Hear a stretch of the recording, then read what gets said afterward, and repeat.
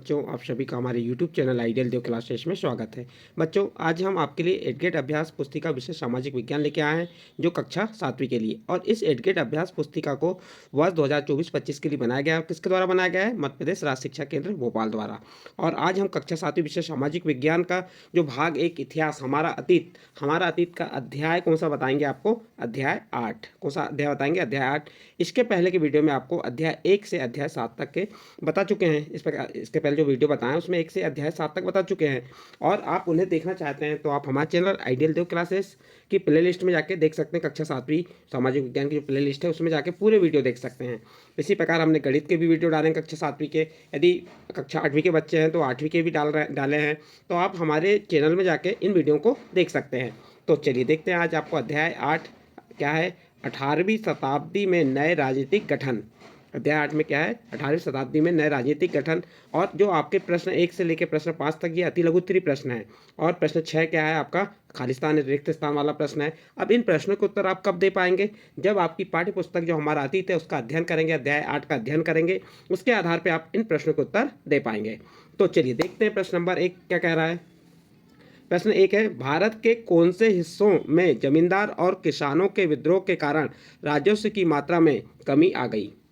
यहाँ पे 4 ऑप्शन दिए हैं। 4 ऑप्शन में से आपको सही आंसर चुन के बताना है। तो इसका सही आंसर हो जाएगा आपका ए नंबर, उत्तर और पश्चिमी। कौन सा कमी, कहाँ पे कमी आई? उत्तर और पश्चिमी क्षेत्र में कमी आई। नेक्स्ट क्वेश्चन है आपका क्वेश्चन नंबर 2। मुगल साम्राज्य के विघटन के समय सर्वाधिक महत्वपूर्ण एवं बड़ा प्रांत नहीं था। देखिए, मुगल साम्राज्य का जब विघटन हुआ उसके समय सर्वाधिक महत्वपूर्ण एवं बड़ा प्रांत नहीं था। तो यहाँ पे A number Bengal, B number Hyderabad, C number Awadh और डी नंबर मालवा। तो आपका सही आंसर हो जाएगा डी नंबर मालवा। जो मालवा था, मुगल साम्राज्य के विघटन के समय सर्वाधिक महत्वपूर्ण एवं बड़ा प्रांत नहीं था। तो इसका डी नंबर का आंसर उत्तर में आप उत्तर के सामने लिख देंगे, डी नंबर मालवा। नेक्स्ट प्रश्न है आपका प्रश्न नंबर 3। प्रश्न नंबर 3 क्या है? जाटों के प्रभुत्व क्षेत्र में कौन से शहर महत्वपूर्ण व्यापारिक केंद्र बन गए? ए नंबर पानीपत तथा बल्लभगढ़, बी नंबर पुणे और नागपुर, सी नंबर लखनऊ तथा इलाहाबाद, डी नंबर आगरा और सूरत। इसका सही आंसर आ जाएगा आपका ए नंबर पानीपत तथा बल्लभगढ़। नेक्स्ट क्वेश्चन है क्वेश्चन नंबर 4। क्वेश्चन नंबर 4 क्या कह रहा है? मराठा सरदारों में कौन शामिल नहीं था? A number Surajmal, B number Scindia, C number Gaekwad और डी नंबर भोसले।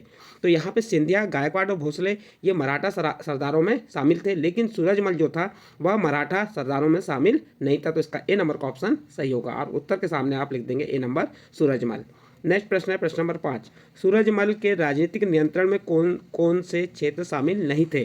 तो उसके जो सूरजमल के राजनीतिक नियंत्रण में आधुनिक पूर्वी राजस्थान भी शामिल था, दक्षिण हरियाणा भी शामिल था, पश्चिमी उत्तर प्रदेश और दिल्ली भी शामिल था। लेकिन जो डी नंबर का ऑप्शन है बिहार तथा उड़ीसा, यह क्षेत्र शामिल नहीं था। तो आपके उत्तर में क्या आ जाएगा? डी नंबर बिहार तथा उड़ीसा।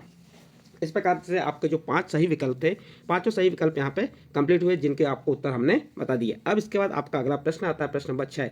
रिक्त स्थानों की पूर्ति कीजिए। इसका पहला ए नंबर का रिक्त स्थान क्या है? खालसा पंथ की स्थापना खालिस्तान ने की थी। तो आप खालिस्तान में आ जाएगा गुरु गोविंद सिंह ने।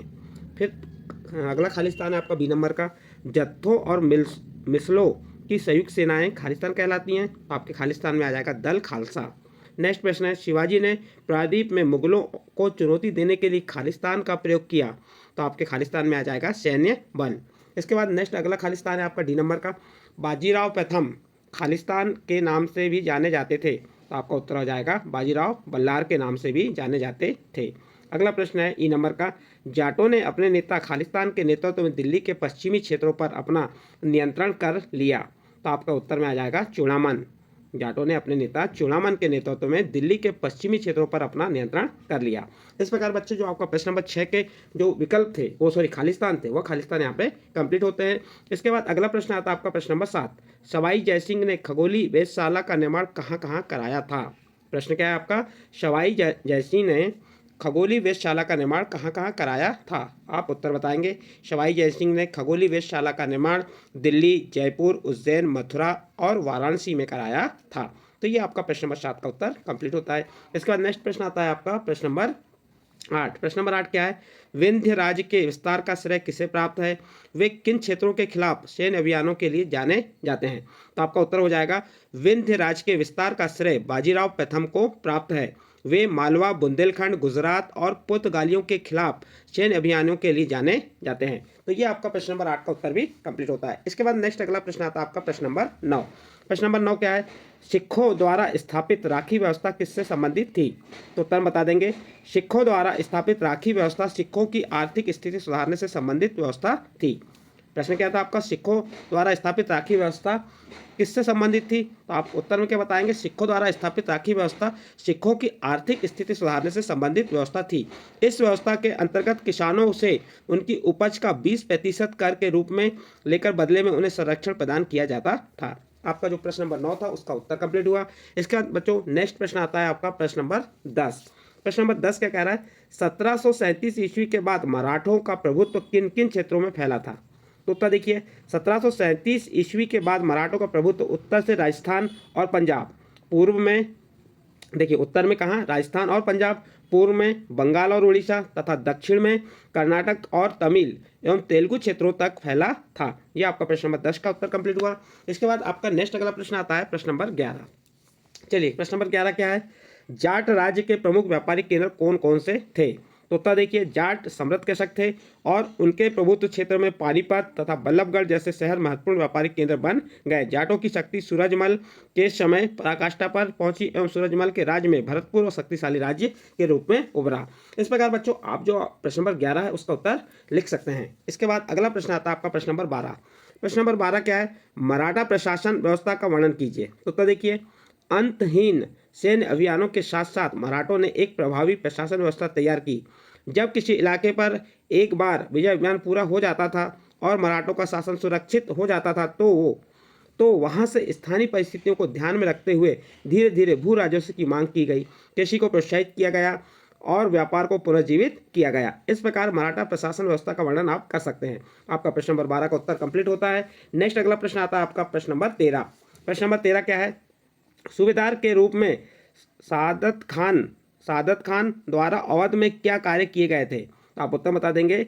शहादत खान ने अवध के क्षेत्र में मुगल प्रभाव को कम करने की कोशिशों के चलते मुगलों द्वारा नियुक्त जागीरदारों की संख्या में कटौती कर दी। उसने जागीरों के आकार में भी कटौती की और रिक्त स्थानों पर अपने निष्ठावान सेवकों को नियुक्त किया। धोखाधड़ी को रोकने के लिए जागीर अधिकारियों के खातों व लेखों की जांच की। इस प्रकार से जो आपका प्रश्न नंबर 13 था उसका उत्तर कंप्लीट होता है। नेक्स्ट अगला प्रश्न आता है आपका प्रश्न नंबर 14। प्रश्न नंबर 14 क्या है? दल खालसा किसे कहते हैं? वे किस प्रकार के कार्य करते थे? तो हो जाएगा 18वीं शताब्दी में कई योग्य नेताओं के नेतृत्व में सिखों ने अपने आप को पहले जत्थों में और बाद में मिसलों में संगठित किया। इन जत्थों और मिसलों की संयुक्त सेना दल खालसा कहलाती थी। इस प्रकार आपका प्रश्न नंबर 14 का उत्तर भी कंप्लीट होता है। इसके बाद नेक्स्ट अगला प्रश्न आता है आपका प्रश्न नंबर 15। प्रश्न नंबर 15 क्या है? देखिए, उन परिस्थितियों को लिखिए जिनके कारण मुगल साम्राज्य कमजोर होता गया। उत्तर क्या होगा इसका?